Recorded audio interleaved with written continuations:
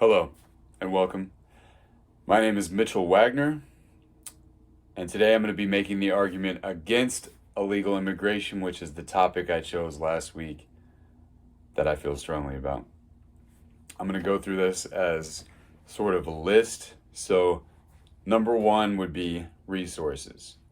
When looking at the topic of immigration, I think the most obvious point against allowing people to immigrate to our country without any limitations is that it will limit what is available to us.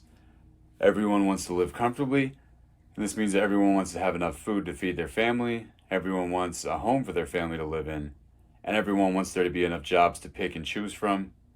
And at the same time, everybody wants to make enough money to not only live comfortably, but also enjoy life. I think America is probably one of the best equipped countries to allow more people to come here and live comfortably. But I guess I can see at some point there will be so many people that some people will have to live less comfortably. So one of the arguments against immigration to our country is that we only have enough resources for the people that are currently here. Number two, tribalism. One of the biggest problems that people have is cultural differences. So for example, Mexican culture is very different from American culture.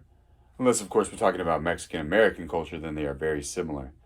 When it comes to the majority of American culture, like what we find in places in suburban and rural America, it is different from Mexican culture. A lot of these people love the way they grew up and feel nostalgic about it.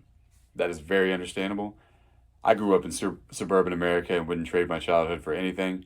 I had a great time growing up. So it is easy to see why people want to preserve that.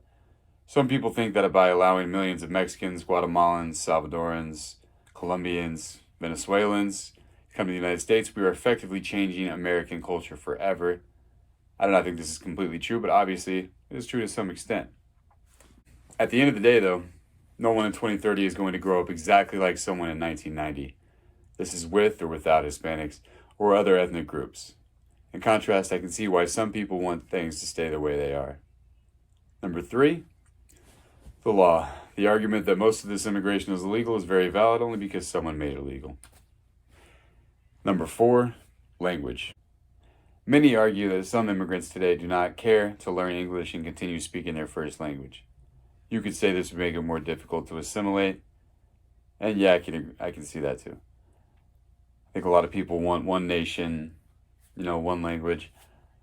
At the same time, though, I mean, Spain, a small country, has tons of different languages: Galician, colonial Spanish, what is it? Basque. Valencian. I think Valencian. Anyway, number five, terrorism. If the government decided to let everyone in who wants to come to America, it would make it easier for terrorists to get in and cause problems. So, that is true. And, so that's my arguments against immigration / illegal immigration. I have tried to see it through other points of views in the past. And yeah, I can see some of these things. And there should be a limit, but also, yeah. Okay. Thank you for joining me today.